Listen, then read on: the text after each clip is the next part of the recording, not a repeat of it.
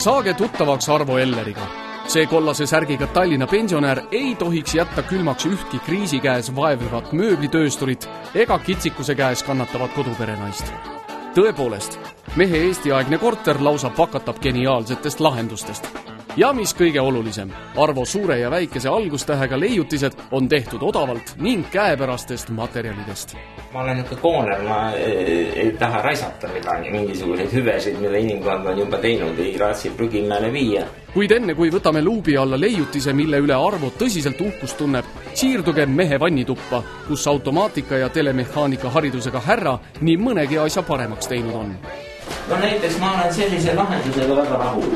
Selgub, et karskeid eluviise harrastav mees on kuumaveetoru abiga lahendanud igihalja probleemi. Arvati ära, miks see hea on. Ning vastus on imelihtne. Tähendab, kui ma käin dussi all, siis ei lähe peegel uduseks. Kuid leiutisi on vannitoas veelgi. Kuna ruumi on vähe, otsustas Arvo nõukaaegse seinaradiaatori pensionile saata ning tegi roostevabast uue ja hulga uhkema. Küttekehas endas innovatsiooni siiski ei peitu, pigem selle asukohas.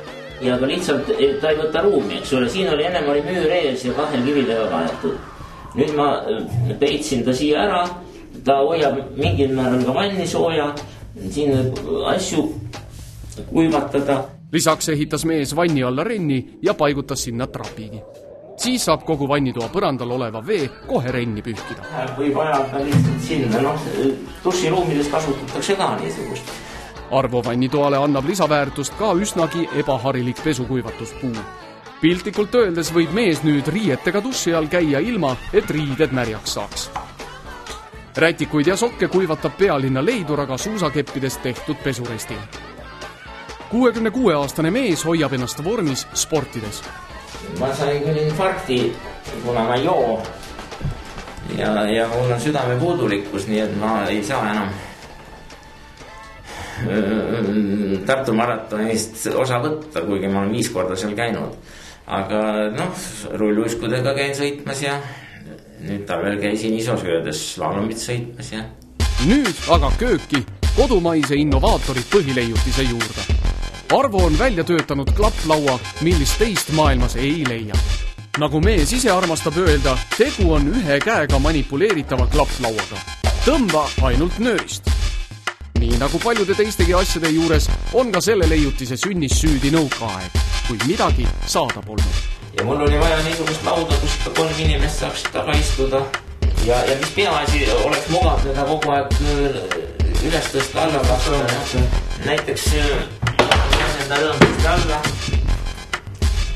Või mis siin veel? Eelised on. Laua taga näete midagi. Jalgad ette ei jää. Aga mis see süsteem nüüd on siis, millega ta... Aga nagu muud heas. Meil alla lasta.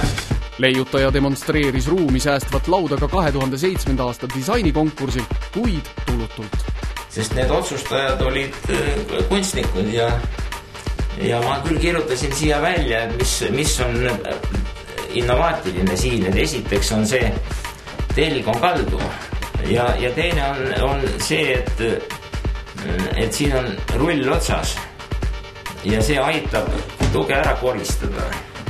Ka mööblitöösturid ei saanud Arvo leiutisele päris hästi pihta. No kuulge, see laud on ju kulda väärt. Arvasid, et ma tahan neile midagi vähe määrida. Ma tahtsin neile ideed müüa, aga ütlesin küll, et hakkake tootma, saate rikkaks. Aga ma ei ole näinud nii mugavat seda lauda. Kas siis käib mingisugune uks talle toeks alla või käivad mingid pulgad välja, mis ära murduvad, kui suurem raskus peal on.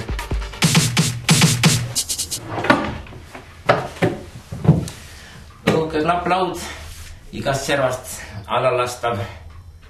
Hakkake tootma, saame rikkaks.